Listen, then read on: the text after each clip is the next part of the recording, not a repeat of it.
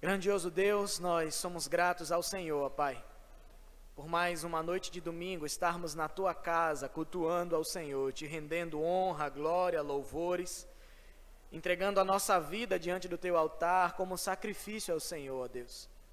Somos gratos ao Senhor por cada visitante que está aqui nessa noite.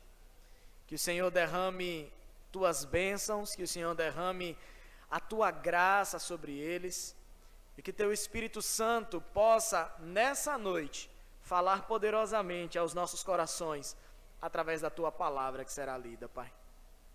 Senhor, vem neste lugar e opera o Teu poder em nossas vidas.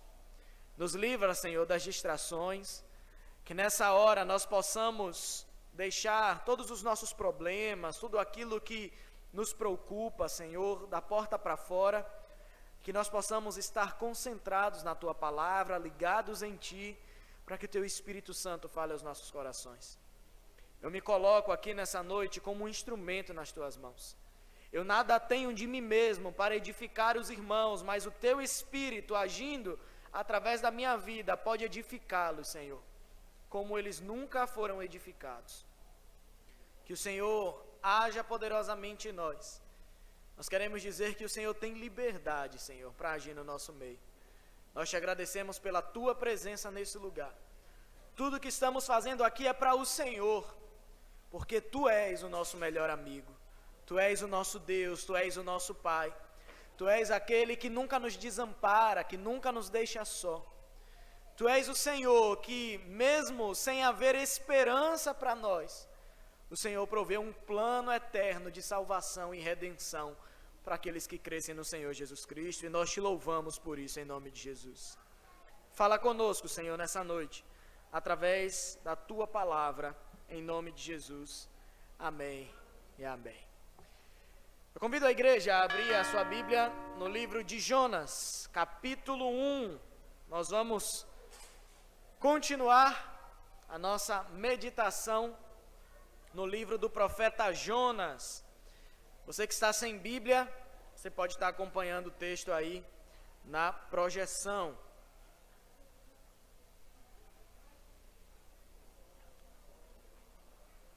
Nós vamos ler do verso 1 ao verso 16, para a gente se lembrar um pouco daquilo que nós falamos no domingo passado. Livro do profeta Jonas, capítulo 1, dos versos 1 ao 16. Diz assim a palavra do Senhor. A palavra do Senhor veio a Jonas, filho de Amitai, dizendo: Levante-se, vá à grande cidade de Nínive e pregue contra ela, porque a sua maldade subiu até a minha presença. Jonas se levantou, mas para fugir da presença do Senhor, para Tarsis. Desceu a Jope e encontrou um navio que ia para Tarsis. Pagou a passagem e embarcou no navio para ir com eles para Tarsis, para longe da presença do Senhor. Mas o Senhor lançou sobre o mar um forte vento, e levantou-se uma tempestade tão violenta que parecia que o navio estava a ponto de se despedaçar. Então os marinheiros ficaram com medo e clamavam cada um ao seu Deus. Lançaram no mar a carga que estava no navio, para que ele ficasse mais leve. Jonas, porém, havia descido ao porão do navio. Ali havia se deitado e dormia profundamente. O capitão do navio se aproximou de Jonas e lhe disse: O que está acontecendo com você? Agarrado no sono? Levante-se, invoque o seu Deus. Talvez assim esse Deus se lembre de nós, para que não pereçamos. Os marinheiros diziam uns aos outros: Vamos lançar sortes para descobrir quem é o culpado desse mal que caiu sobre nós. Lançaram sortes, e a sorte caiu sobre Jonas. E então lhe disseram: Agora nos diga, quem é o culpado por este mal que nos aconteceu? Qual é a sua ocupação? De onde você vem? Qual a sua terra? E de que povo você é? Jonas respondeu: Eu sou hebreu e temo o Senhor, o Deus do céu, que fez o mar e a terra. Então os homens ficaram com muito medo e lhe perguntaram: o que é isso que você fez?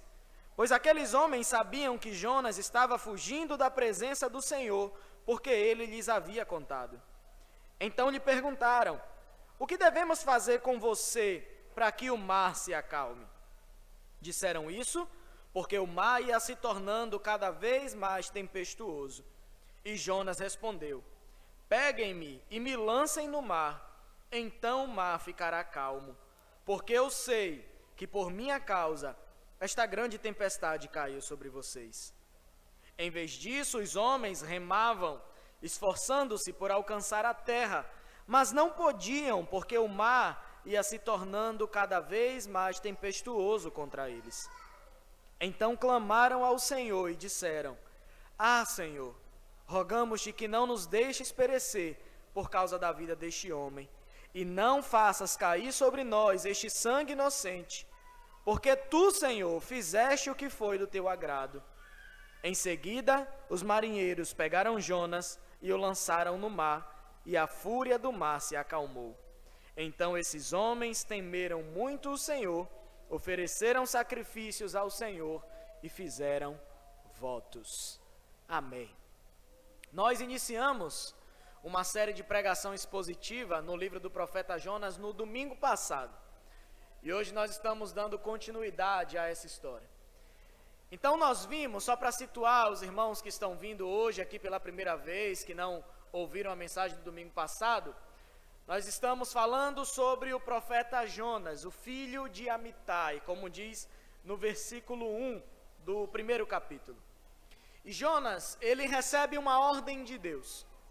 Jonas recebe uma ordem de Deus de ir para uma cidade chamada Nínive. E Nínive era a capital do Império Assírio da época. Nínive era uma cidade muito grande, Nínive era uma cidade que tinha muitos habitantes, mas a capital da Assíria era uma capital onde as pessoas adoravam a outros deuses e as pessoas eram muito maldosas, elas pecavam o tempo todo contra Deus. E o pecado daquela cidade era tão grande que a palavra de Deus diz que a maldade e o pecado daquele povo chegou até Deus. E Deus irado com aquela cidade, mas ao mesmo tempo querendo demonstrar a sua misericórdia para aquele povo, Deus recruta Jonas e manda que Jonas saia da sua cidade, vá para Nínive e pregue contra aquela cidade. Só que tem um porém. Jonas é um profeta do Senhor, mas ele era um profeta muito patriota. Jonas amava a sua terra natal, Jonas amava o povo de Deus, e Jonas era um profeta supernacionalista, defendia o seu povo e a sua terra com unhas e dentes. E quando Deus manda Jonas ir à cidade de Nínive, Jonas se ira contra Deus, por quê? Porque Jonas não compreende porque Deus quer demonstrar a sua misericórdia contra um povo tão mau quanto os ninivitas. Os ninivitas eram um povo que oprimiam os israelitas, os ninivitas ameaçavam a cidade ali do povo de Deus o tempo todo, inclusive eles estavam a ponto de iniciar uma guerra contra os ninivitas, porque os ninivitas queriam dominar as fronteiras do norte ali do reino de Israel. E Jonas olha para essa ordem de Deus e ele fica revoltado com Deus. Jonas não aceita que Deus queira demonstrar a sua graça e demonstrar a sua misericórdia para um povo tão mau, para um povo tão pecador, para um povo tão impuro de coração. E o que é que Jonas faz? Jonas foge da presença de Deus. Jonas acha que ele fugindo de Deus estaria tudo resolvido. Ele não precisaria cumprir a ordem que Deus deu a ele. Então Jonas sai da sua cidade, vai para Jope, e lá ele encontra um navio que está indo para Tarsis. Tarsis é uma cidade que ficava a 800 quilômetros de distância do lado contrário de onde estava Nínive. Então Jonas tenta fugir da presença de Deus indo para o fim do mundo, porque Tarsis ficava nas fronteiras, limites daquela época para aquele povo, era um lugar realmente muito longe, e é para lá que Jonas tenta fugir da presença de Deus, para que assim ele pudesse não cumprir a ordem que Deus tinha dado ao seu povo. Então, o que é que Jonas faz? Ele tenta fugir de Deus, como a palavra diz, no versículo 3, Jonas se levantou, mas para fugir da presença do Senhor, para Tarsis. Então ele vai para longe. Jonas, ele até tenta fugir de Deus, mas Deus não deixa escapar. E quando Jonas está no navio, indo para o lugar onde ele achava que ele estaria fugindo da presença de Deus, a palavra nos diz que Deus lança sobre o mar um grande vento que coloca a vida de todos os que estavam naquele barco em risco. E aí segue-se a narrativa que nós lemos nessa noite. O versículo 4 vai nos mostrar sobre esse vento. Deus enviou uma tempestade muito grande naquele mar.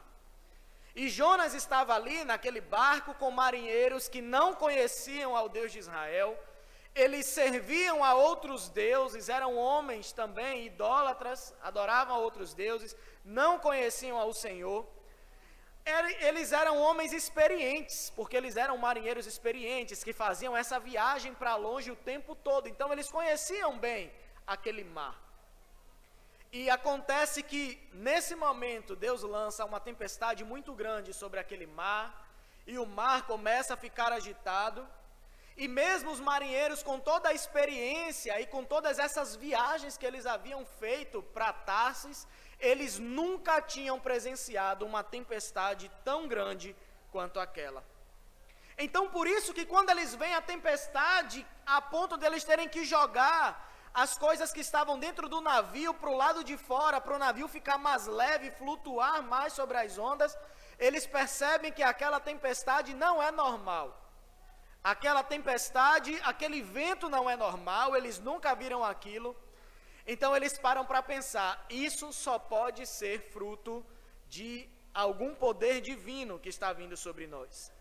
Então, por esse motivo, a palavra nos mostra que quando os marinheiros percebem que aquele vento era diferente, só podia vir de um poder divino, o que é que eles fazem? Eles começam a clamar, cada um ao seu próprio Deus.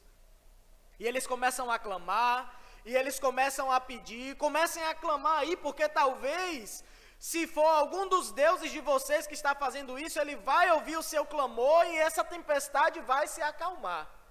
Mas a tempestade, ela não se acalma. E ela só faz piorar. Os marinheiros ali começam a fazer tudo o que estavam ao alcance deles.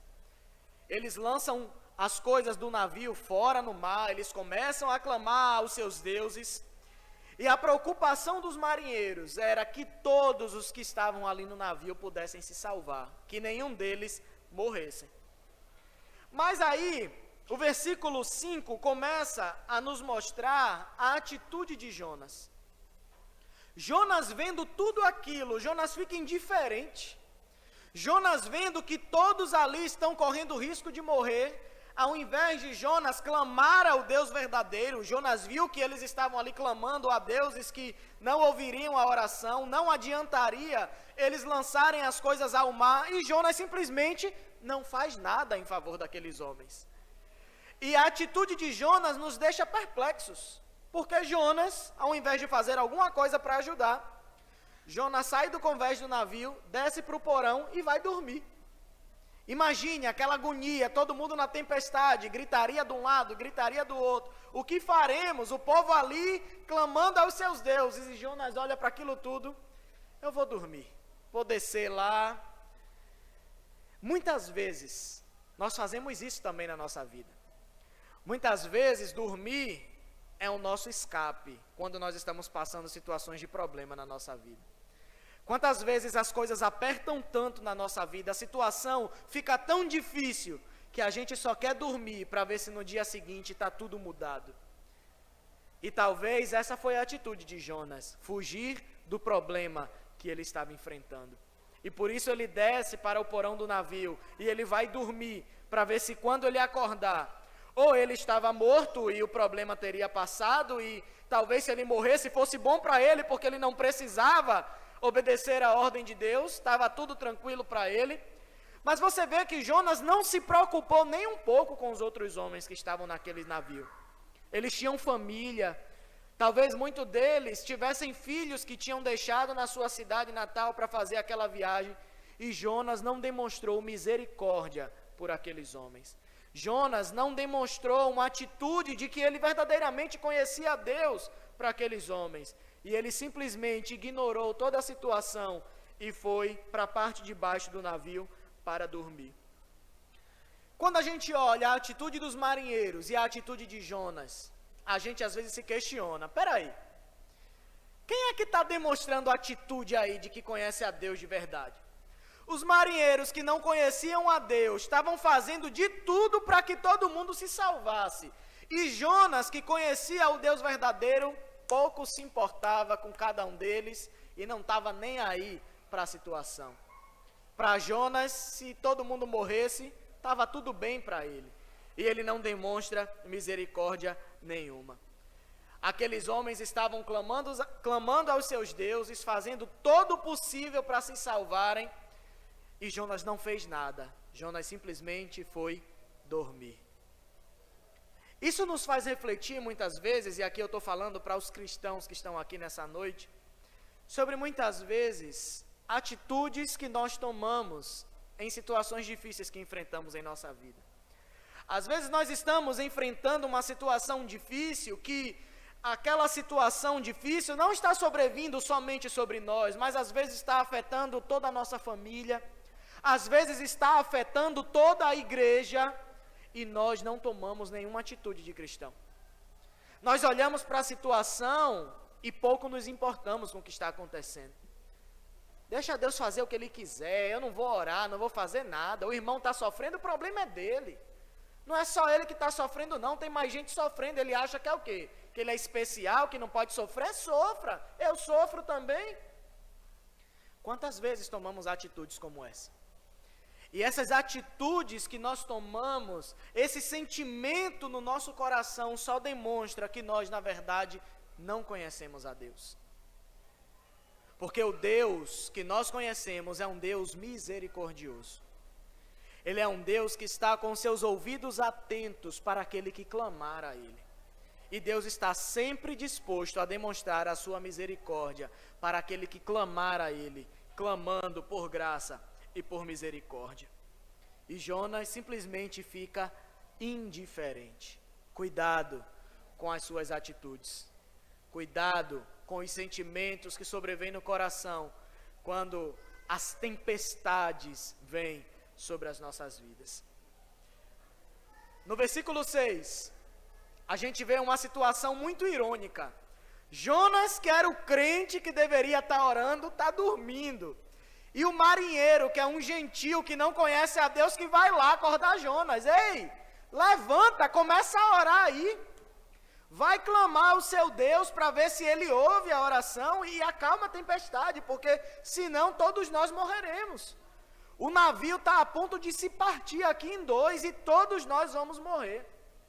Então alguém que não conhece a Deus está incitando um profeta que conhece ao Senhor a clamar e a orar. Quantas vezes em situações difíceis nas nossas vidas nós não buscamos ao Senhor? E muitas vezes pessoas que estão do nosso lado que nem conhecem a Deus são usadas por Deus para dizer: vá orar, vá buscar o Senhor, porque a solução para o seu problema está em Deus. Ore, busque, clame ao Senhor. E louvado seja Deus, porque nós temos um Deus todo-poderoso, que nós podemos confiar, buscar e clamar a esse Deus na hora da dificuldade. Então Deus usa esse marinheiro para exortar Jonas. Vá orar, clame ao seu Deus, para ver se Ele nos salva. E mais uma vez um marinheiro pagão, que não conhecia o Deus verdadeiro, está demonstrando que está preocupado com o bem-estar de todos ali no navio. E Jonas, que deveria demonstrar atitude de misericórdia ali, se preocupar com todos, não está nem aí.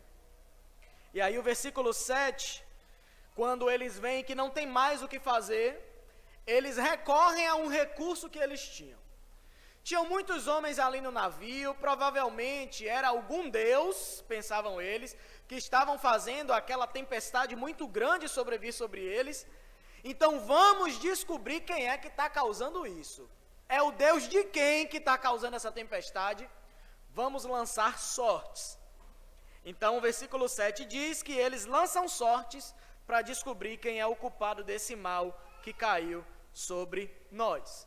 No mundo antigo, lançar sortes era muito comum quando as pessoas queriam descobrir qual era a vontade do ser divino que eles acreditavam. Inclusive, o povo de Deus também lançava sortes. Os sacerdotes, na sua vestimenta, eles tinham duas pedras, o Urim e o Tumim, que eles também lançavam sorte com essas pedras para saber a vontade de Deus. Então, inclusive, o Provérbios, capítulo 16, versos 33, o autor diz assim: a sorte se lança no regaço, mas do Senhor procede toda a decisão. Então eles lançavam a sorte, mas eles acreditavam que a resposta que dava ali era Deus que estava dando. Hoje, nós não precisamos lançar sorte para descobrirmos a vontade de Deus para as nossas vidas. Por quê? Porque nós temos a palavra de Deus nas nossas mãos. Nós temos a palavra de Deus para nos instruir qual é a vontade de Deus para as nossas vidas. Então hoje não é mais necessário o cristão lançar sortes para descobrir a vontade de Deus. O cristão que deseja descobrir a vontade de Deus, ele precisa mergulhar na palavra. Ele precisa se aprofundar na palavra do Senhor e conhecer a palavra de Deus. Então imagine naquela situação. Provavelmente eles brincaram de palitinho ali naquela hora, né? Ou botaram um palitinho menor ali para ver quem pegaria, ou pintaram um palito, e ele começou a distribuir entre todo mundo ali. Quem pegou o palito pintado ou o palito menor é quem está causando todo esse alvoroço aqui no nosso meio. E a sorte cai justamente sobre quem? Sobre Jonas. Lançaram a sorte e a sorte caiu sobre Jonas. Aí aqueles homens agora descobriram a fonte do problema que estava acontecendo com eles. E aí o verso 8 diz: então lhe disseram, agora nos diga, quem é o culpado por este mal que nos aconteceu? Qual é a sua ocupação? De onde você vem? Qual a sua terra? E de que povo você é? Eles começaram a questionar Jonas, o que é que você faz? Você é algum amaldiçoado? Você é de algum povo que tem alguma maldição e você entrou no navio e a maldição está vindo sobre nós? Quem é você? Diga alguma coisa. Nós estamos aqui para morrer. E Jonas, dentro dele, sabia que ele tinha desobedecido ao Senhor. E ele sabia que tudo aquilo, toda aquela tempestade, tudo aquilo que eles estavam vivendo, foi porque Jonas desobedeceu ao Senhor. Tudo aquilo que aqueles marinheiros, aqueles passageiros do navio estavam vivendo ali, correndo risco de morte, foi porque Jonas pecou contra Deus. E agora ele foi descoberto. Não há nada em oculto que Deus não venha revelar. E agora Deus descortina na frente de todos. O culpado é Jonas. E é interessante, o verso 9, Jonas se identifica como hebreu. Eu sou hebreu. Tema o Senhor, Deus do céu, que fez o mar e a terra. Quando um israelita estava em outras terras, em terras internacionais, eles se identificavam como hebreu. Então, em contextos internacionais, os israelitas, eles eram identificados dessa forma. Um israelita, quando ia para um outro lugar, ele era identificado como hebreu. E além disso, Jonas, ele diz que teme ao Senhor. Mas quando a gente olha para a atitude de Jonas, Jonas não teve a atitude de quem temia ao Senhor. Jonas não teve compaixão dos marinheiros. Jonas sequer clamou ao Senhor, pedindo para que Deus pudesse cessar aquela tempestade. Então, quando a gente olha para a atitude de Jonas, a gente se pergunta, será que verdadeiramente Jonas temia o Senhor? A palavra de Deus nos ensina que a nossa fé precisa ser seguida de boas obras. Então não adianta você dizer que você teme a Deus, não adianta você dizer que é cristão, que teme ao Senhor, se você não demonstra isso com suas atitudes. Se nos lugares onde você trabalha, se nos lugares onde você está com a sua família, se no lugar onde você estuda, você não demonstra que você é verdadeiramente cristão, as pessoas vão começar a apontar para você e fazer chacota da sua cara. E infelizmente isso tem acontecido no meio cristão. Muitas pessoas que se dizem cristãs não têm demonstrado o cristianismo em prática na sua vida. Não têm demonstrado a prática da palavra de Deus em suas atitudes, na sua maneira de proceder. E Jonas estava agindo justamente dessa forma. Jonas não estava demonstrando compaixão nenhuma por nenhuma daquelas pessoas que estavam naquele navio. E os versículos 10 a 12 diz que os marinheiros ficaram com muito medo e perguntam a Jonas: o que é isso que você fez? Você sabia o tempo todo que era culpa sua isso que está acontecendo? Você está vendo a gente jogando tudo no mar, a gente clamando aos nossos deuses, a gente está fazendo de tudo para se salvar e você está aí sem fazer nada. Você foi dormir, você sequer clamou ao seu Deus e você sabia que você era a causa de todo esse problema. E a palavra ainda explica, pois aqueles homens sabiam que Jonas estava fugindo da presença do Senhor, porque Jonas tinha contado a eles isso.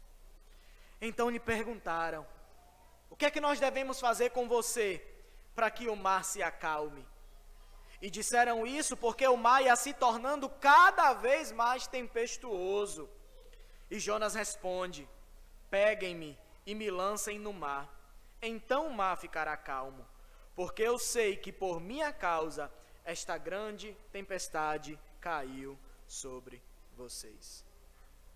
Veja que toda aquela situação onde Jonas revela quem ele é, quando Jonas revela o Deus que ele serve, eles começam a ficar com medo, porque Jonas apresentou um Deus que eles não conheciam.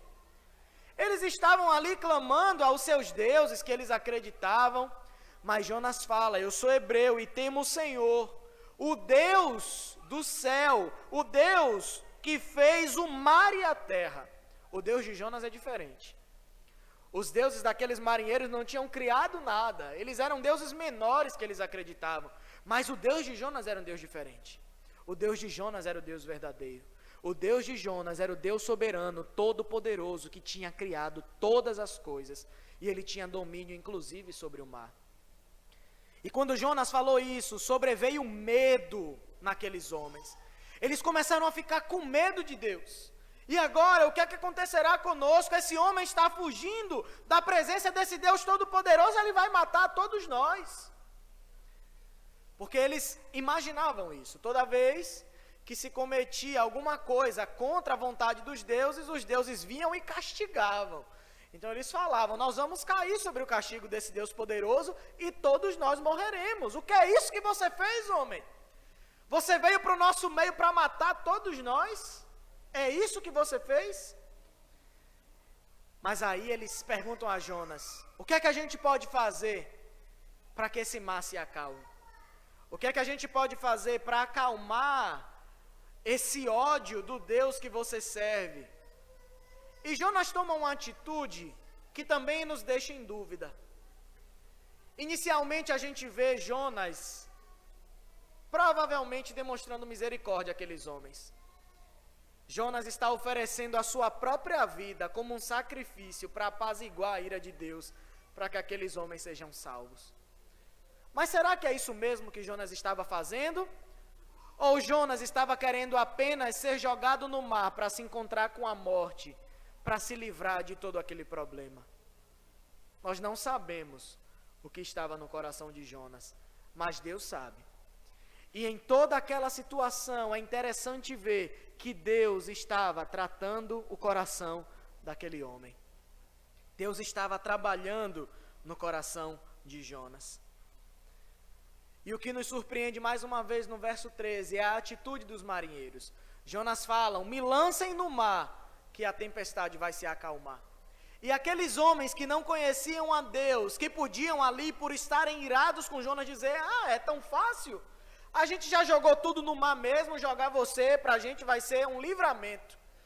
Não foi isso que aqueles homens fizeram. Eles olharam para Jonas com compaixão e eles queriam salvar a todos. E a palavra diz no verso 13 que ao invés de jogarem Jonas no mar, eles começaram a remar contra a tempestade para ver se eles chegavam em terra firme para que todos se salvassem. Mas a palavra diz, mas eles não podiam, porque o mar ia se tornando cada vez mais tempestuoso contra eles.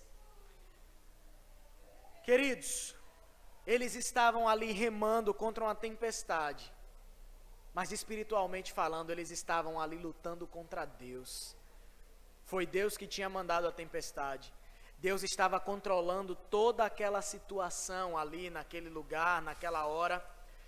E eles estavam ali contra Deus, lutando contra o Senhor. E nós não podemos lutar contra Deus. Nós não temos poder, não temos força para lutar contra o Senhor. Toda vez que nós nos colocamos contra a vontade de Deus e tentamos lutar contra Deus, nós perdemos essa batalha. É impossível que o homem possa lutar contra Deus e sair vencedor. Lutar contra Deus é uma batalha perdida. E às vezes nós nos encontramos em batalha com Deus. E às vezes você começa a sofrer por causa dessa luta que você mesmo está buscando na sua vida. Mas aquilo que o Senhor deseja que você faça é que você se renda à sua vontade. É que você se renda aos pés do Senhor, reconhecendo que Ele é todo poderoso e que você precisa obedecer à ordem de Deus. Que você precisa fazer a sua vontade. Então depois que isso acontece, que eles começam a lutar contra a tempestade, eles veem que eles não estavam vencendo, eles só tinham uma coisa a fazer. E é maravilhoso ver a obra de Deus operando no coração daqueles marinheiros com toda a situação. O verso 14 diz, então clamaram ao Senhor e disseram, Senhor, rogamos-te que não nos deixe perecer por causa da vida deste homem, e não façais cair sobre nós este sangue inocente, porque tu, Senhor, fizeste o que foi do teu agrado. Olha como Deus usa aquela tempestade para mudar o coração daqueles marinheiros. Há pouco tempo atrás, o que é que aqueles marinheiros estavam fazendo? Clamando aos seus deuses, sem nem saber talvez o que estavam pedindo. Mas agora, depois de toda aquela situação, eles se encontravam clamando ao Deus verdadeiro e ao Deus todo-poderoso. Eles estavam clamando ao Senhor, o Criador dos céus e da terra.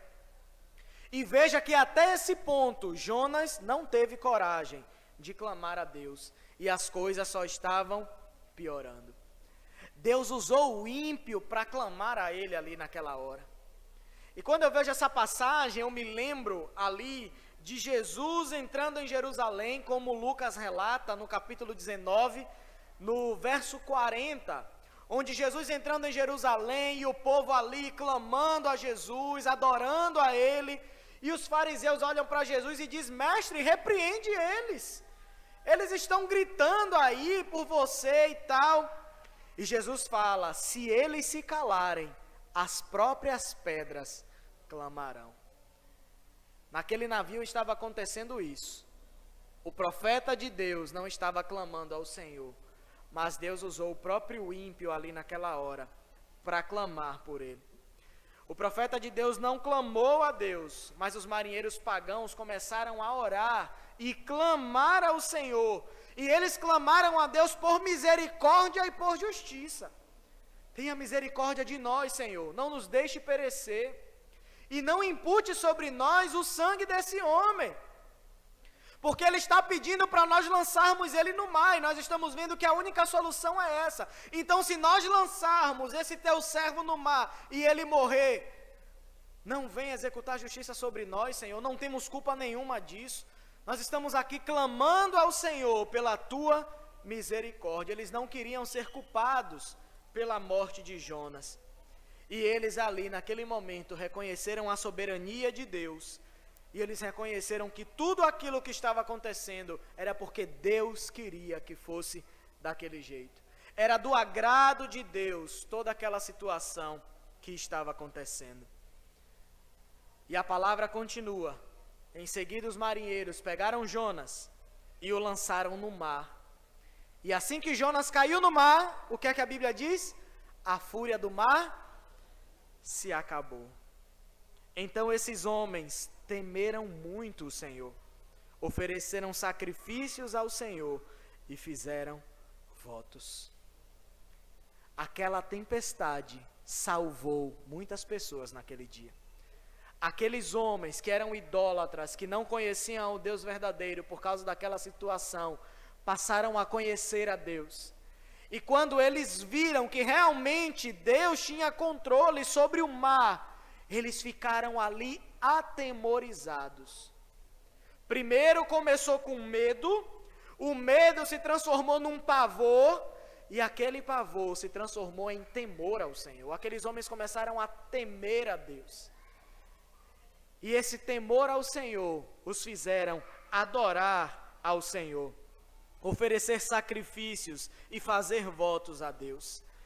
E a atitude daqueles que verdadeiramente temem ao Senhor devem ser essas: de se entregar como sacrifício a Deus, de obedecer ao Senhor, de cumprir a sua palavra, de louvar a Deus. São essas atitudes que Deus espera daqueles que são seus filhos.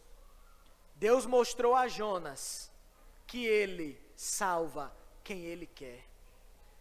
Jonas talvez olhou para aqueles marinheiros ali e disseram: vocês são pecadores perdidos, estou nem aí para vocês, Deus nunca vai demonstrar misericórdia dele para vocês, vocês não são israelitas, vocês não são o povo escolhido de Deus. E Deus mostrou a Jonas ali naquele dia que ele salva quem ele quer. Deus demonstra misericórdia a quem ele quer, Deus derrama a sua graça sobre quem ele quiser. A salvação está nas mãos de Deus, e ele salva aqueles que ele desejar. E até hoje, nos nossos dias, é dessa forma. E aqueles marinheiros pagãos foram salvos naquele dia, e eles se renderam diante da presença de Deus. Essa é a explicação desse texto. Agora nós vamos aplicar tudo isso que nós vimos às nossas vidas. Quando nós lemos a palavra de Deus, ela foi escrita há muitos anos atrás, mas ela continua sendo viva e eficaz para as nossas vidas até hoje. E toda vez que nós lemos a palavra, nós precisamos aplicá-la às nossas vidas, porque quando nós abrimos essa palavra, Deus está falando conosco.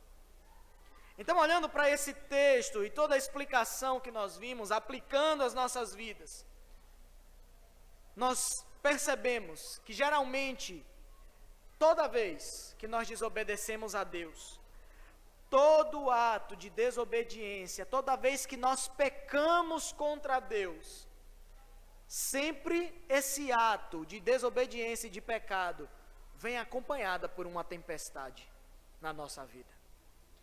Toda vez que nós pecamos contra o Senhor, uma tempestade vem sobre nós. E essa tempestade é fruto do pecado que nós cometemos. Mas isso não quer dizer que toda a dificuldade que nós enfrentamos na nossa vida é por causa de algum pecado que a gente comete contra o Senhor. Nem toda dificuldade que sobrevém sobre nós é por causa de algum pecado específico. A Bíblia não nos ensina isso. A Bíblia não nos ensina que toda dificuldade que enfrentamos, ela é consequência do pecado. Mas a Bíblia, de fato, vai nos ensinar que toda vez que pecamos contra Deus, a nossa atitude pecaminosa vai trazer dificuldades na nossa vida. O pecado é algo grave. O pecado é uma ofensa contra Deus.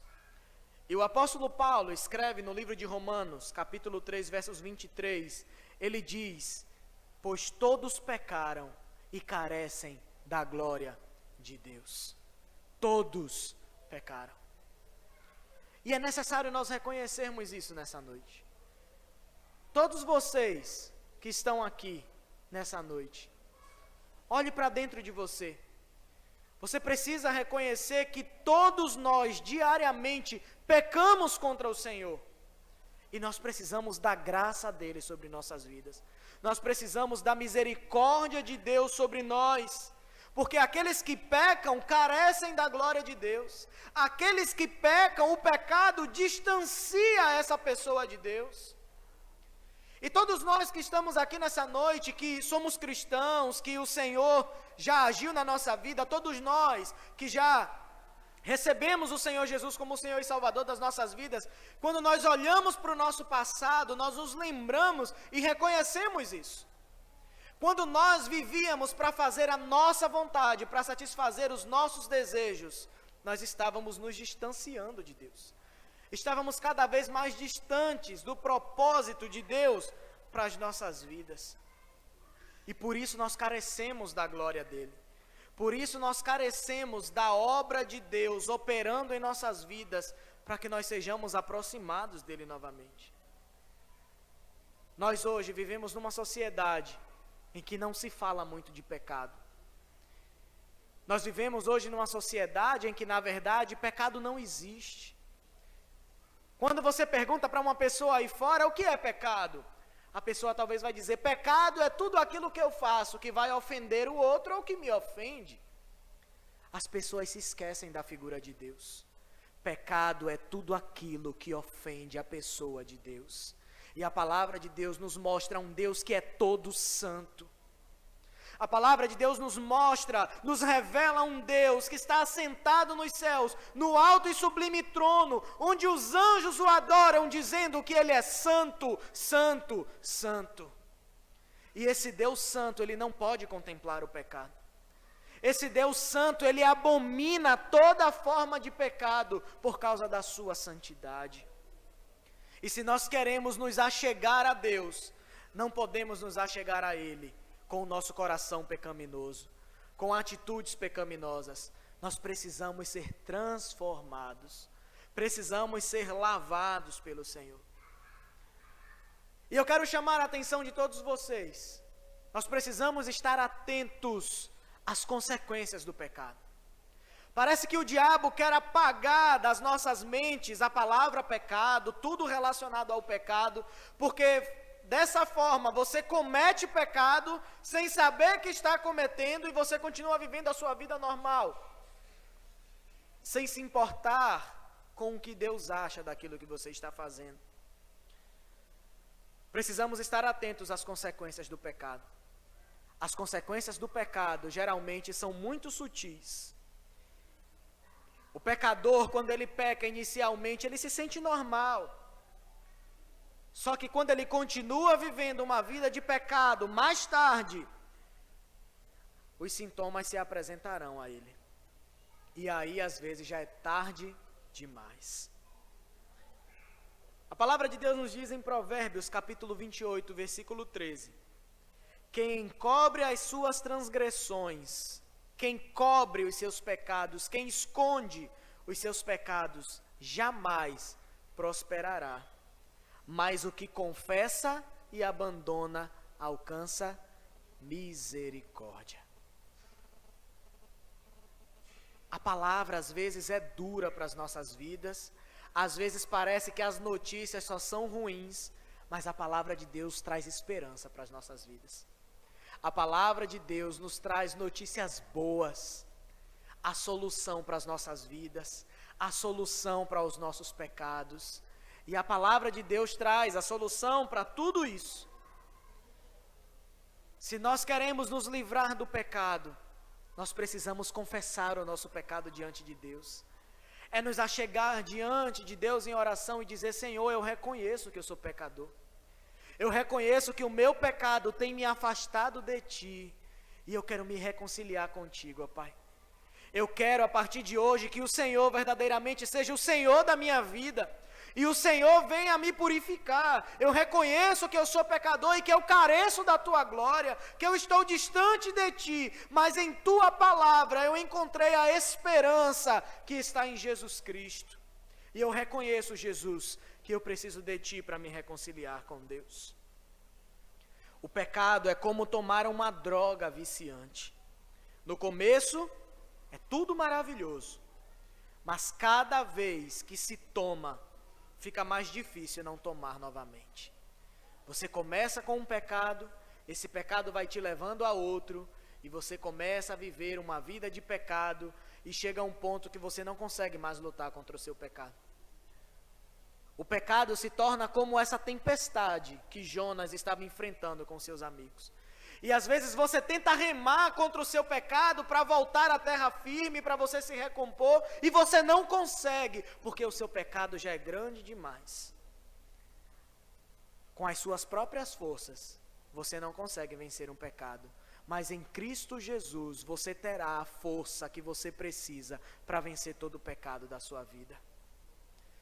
Nós precisamos de Jesus Cristo. Com o passar do tempo, o pecado vai drenando a nossa felicidade, vai endurecendo a nossa consciência, o nosso coração, e aos poucos começa a nos consumir por dentro.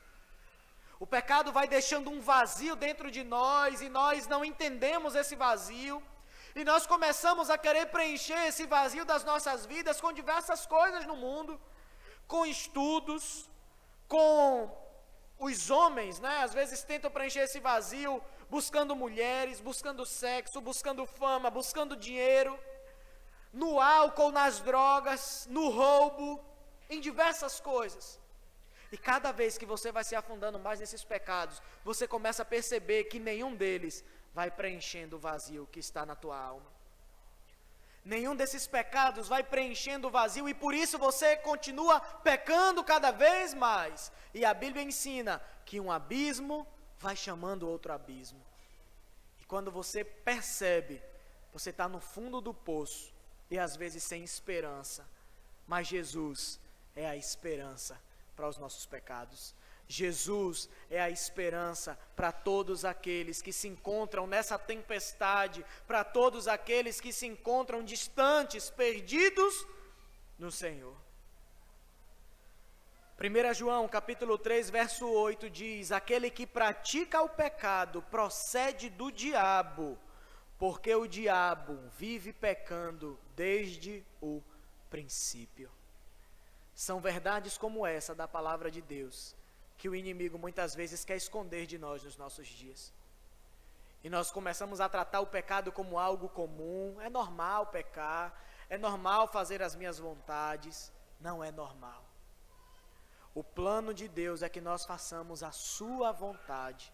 O plano de Deus é que nós obedeçamos a sua palavra. E quando nós obedecemos a palavra de Deus, quando nós estamos em Jesus Cristo, nós encontraremos a verdadeira prosperidade, a verdadeira alegria, a verdadeira paz. Nós encontraremos o complemento do vazio que existia em nosso ser. Mas além dessas notícias desanimadoras, em Cristo Jesus, nós temos notícias reconfortantes para nós. 1 João capítulo 2, versos 1 e 2 diz assim: meus filhinhos, escrevo-lhes essas coisas, para que vocês não pequem. Mas se alguém pecar, temos um advogado junto ao Pai, Jesus Cristo, o justo. E Ele é a propiciação pelos nossos pecados, e não somente pelos nossos próprios, mas também pelos do mundo inteiro. Se você está aqui nessa noite, e o Espírito Santo está falando com você, se você nessa noite está reconhecendo os seus pecados diante de Deus, se você nessa noite está reconhecendo, percebendo as tempestades que estão vindo sobre a sua vida, como sobreveio ali sobre Jonas e aqueles marinheiros, se você começou a perceber agora que as tempestades que sobrevêm sobre a sua vida é causada pelos pecados que você está cometendo e você está distante de Deus, eu quero te dizer que há esperança para você, e a tua esperança está no Senhor Jesus Cristo. Jesus Cristo foi a propiciação pelos nossos pecados. Jesus, Ele morreu naquela cruz para pagar o preço do nosso pecado diante de Deus. E para nós sermos reconciliados com o Pai, isso só é possível através de Jesus, porque somente Ele é o caminho, a verdade e a vida.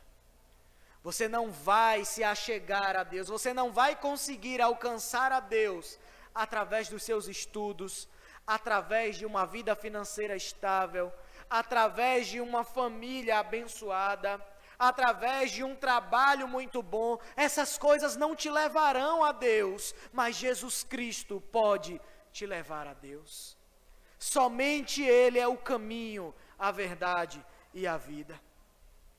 Para Jonas ali, a tempestade foi consequência dos seus pecados.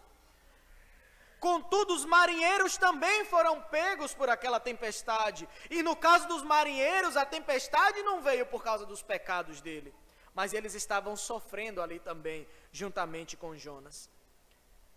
Mas essa tempestade levou aqueles marinheiros a eles terem uma fé genuína no Deus verdadeiro, mesmo a tempestade não tendo sido culpa deles. E no caso de Jonas, Deus está trabalhando na vida daquele homem, para que ele comece a entender a graça de Deus sobre uma nova visão, sobre uma nova ótica na sua vida. Nós, cristãos, nós temos promessas da parte de Deus para as nossas vidas. Nós que somos cristãos passamos por tempestades na nossa vida, passamos por lutas, mas nós passamos por lutas acompanhados pelo Deus Todo-Poderoso ao nosso lado. A palavra de Deus nos diz em Romanos, capítulo 8, verso 28, de que quando a tempestade entra na nossa vida, quer seja por consequência dos nossos erros, quer não, Deus está usando essa tempestade para o nosso bem. Todas as coisas cooperam para o bem daqueles que amam a Deus, para aqueles que foram chamados segundo o seu propósito. Nós temos essa segurança nas nossas vidas. Mas você que está aqui nessa noite, que talvez não sirva ao Senhor, infelizmente, você não tem essa garantia. E talvez a tempestade que sobrevenha sobre você pode te levar à morte, e à morte eterna, que vai te afastar de Deus de uma vez por todas. Um grande exemplo que eu quero trazer aqui para os irmãos, para a gente finalizar, é sobre Jesus. Jesus foi um grande exemplo para nós. Uma grande tempestade sobreveio sobre a vida de Jesus.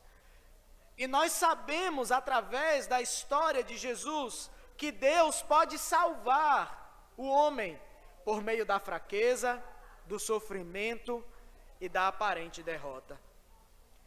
Imagine aquelas pessoas que estavam ali em volta daquele monte onde Jesus foi crucificado, olhando para Jesus e tendo ouvido ele dizer que era o próprio Deus, que era o Filho de Deus, que era todo-poderoso, e agora aquele homem estava ali pendurado no madeiro, naquele lugar ali morrendo. Talvez para aqueles homens, para aqueles que estavam presenciando tudo isso, aqueles homens olharam para Jesus e não viram nada além de perda, além de tragédia, além de morte, além de uma derrota.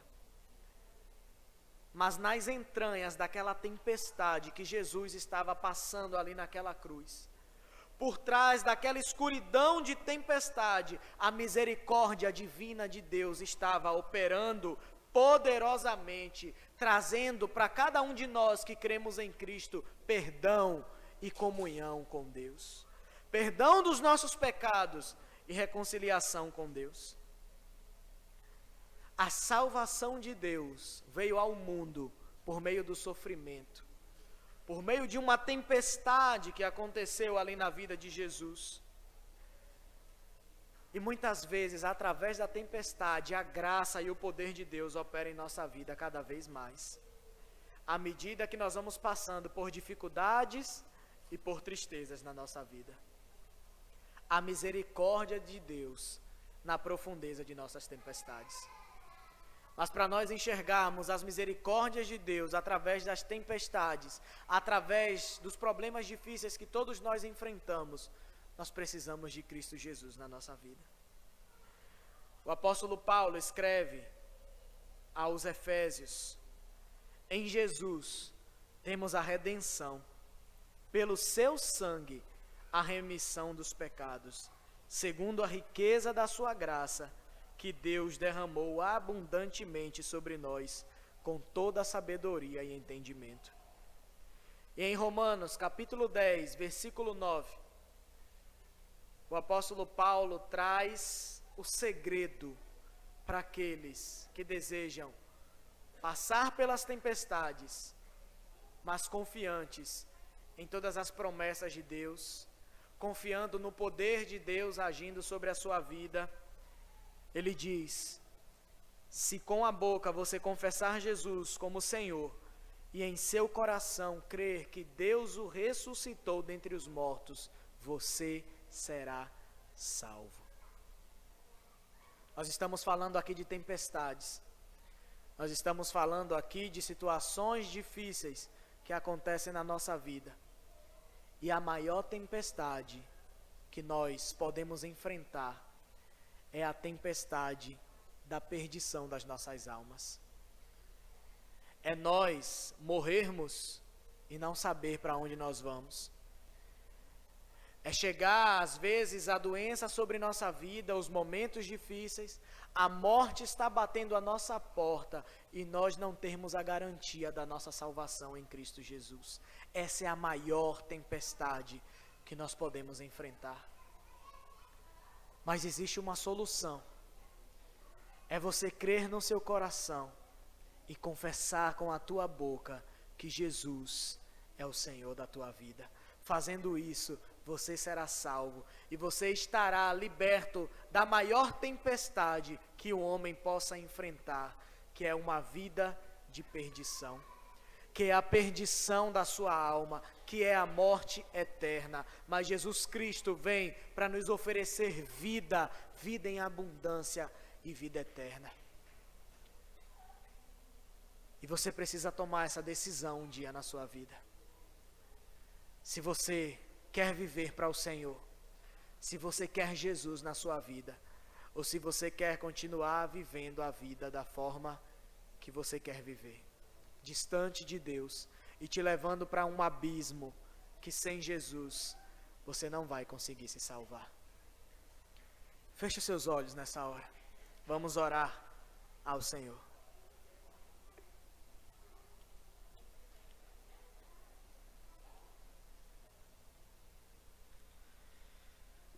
Se o Senhor está falando com você nessa noite, e você reconhece que você precisa de Cristo, você pode orar aí no seu lugar. E no final do culto você pode me procurar para eu estar orando com você. Você pode nessa hora aí no seu lugar, você e Deus, você entregar a sua vida a Jesus. E dizer: Senhor, eu reconheço que eu preciso de Ti. Eu reconheço que os meus pecados me distanciaram de Deus. Mas obrigado, Jesus, porque eu encontrei o verdadeiro caminho que me leva a Deus. Talvez você estava buscando ao Senhor por diversos outros caminhos e estava dando tudo errado na sua vida. Mas hoje você encontrou o verdadeiro caminho, que é Jesus Cristo. Somente Ele pode te levar a Deus. Se entregue ao Senhor nessa hora. Entregue a sua vida, o seu coração ao Senhor e diz: vem fazer morada na minha vida, Pai. Eu entrego a minha vida ao Senhor nessa hora. E peço para que o Senhor haja poderosamente na minha vida, me transformando, mudando todo o meu ser, me purificando, me limpando dos meus pecados, ó Pai. Eu quero te servir, eu quero dedicar a minha vida ao Senhor, para que o Senhor opere poderosamente na minha vida. Espírito Santo de Deus, nós louvamos ao Senhor pela Tua palavra lida nessa noite. Obrigado, ó Pai, porque a Tua palavra abre os nossos olhos, porque a Tua palavra, Senhor, ela nos admoesta, ela nos exorta, ela nos ensina, ela puxa as nossas orelhas. Obrigado porque a Tua palavra abre os nossos olhos espirituais para compreendermos, Senhor, as verdades do mundo, as verdades da nossa vida que às vezes não compreendíamos, ó Pai. E nós Te louvamos por isso, Senhor. Nós somos gratos ao Senhor, porque o Senhor falou conosco através da Tua palavra nessa noite. Senhor, nessa hora eu clamo por cada pessoa que está aqui neste lugar, que nunca tomou uma decisão na sua vida, que nunca entregou a sua vida ao Senhor, e que vive a vida segundo os seus desejos, cumprindo, ó Pai, tudo aquilo, fazendo tudo aquilo que eles desejam fazer, e muitas vezes, em fazer essas coisas, estão pecando contra o Senhor. Eu peço nessa hora, Espírito Santo de Deus, que o Senhor venha trazer esse entendimento à mente e o coração deles.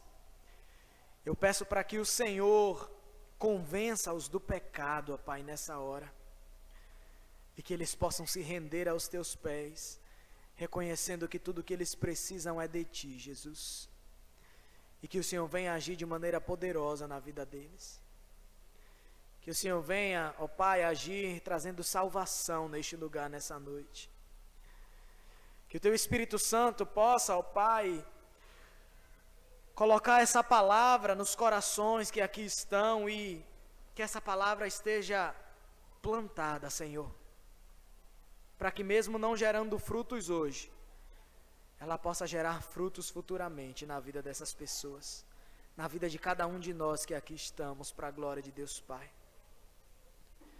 Obrigado, Jesus. Nós, que já fomos alcançados pela Tua graça, oramos ao Senhor, para que o Senhor nos fortaleça, para que o Senhor continue nos ajudando no momento da tempestade, para que quando nós, Senhor, estivermos vendo o barco balançando demais, a ponto de partir, nós possamos depositar a nossa confiança e esperança no Senhor, e possamos clamar a Ti, ó Deus, para que o Senhor acalme toda a tempestade das nossas vidas. Age poderosamente, Senhor, através de nós e em nós. Que o Senhor trabalhe nos nossos corações, assim como o Senhor começou a trabalhar no coração de Jonas, ó Deus. Que o Senhor opere em nós o Teu poder de maneira poderosa, para que o Senhor nos transforme e nos torne mais parecidos com Cristo a cada dia, Senhor, na nossa caminhada, em nome de Jesus. Nos abençoa, ó Deus. Continua operando o Teu poder em nós. Nos ajude, Senhor, a quando nós nos encontrarmos em situação de tempestade, onde existem outras pessoas também passando por aquela situação, coloque em nós, Senhor, o sentimento de compaixão pelo nosso próximo, pelos nossos familiares, que nós possamos olhar para eles com um olhar de misericórdia, ó Pai, e nós estejamos sempre prontos a ajudá-los, a estender a mão, a clamar ao Senhor, a orar por eles, ó Pai, em nome de Jesus, para que juntos possamos enfrentar essa tempestade, fortalecidos no Senhor, para a honra e glória do Teu nome. Obrigado, Jesus. Obrigado porque Tu és o nosso melhor amigo. Obrigado porque o Senhor está sempre no barco conosco. E o Senhor não permite que as tempestades venham para nos destruir e para nos matar. Mas o Senhor sempre, ó Pai, faz a tempestade se acalmar. Obrigado, Deus. Age com o Teu poder sobre nós e nos abençoa para a honra e glória do Teu nome. É o que nós oramos nessa noite. Amém, amém e amém.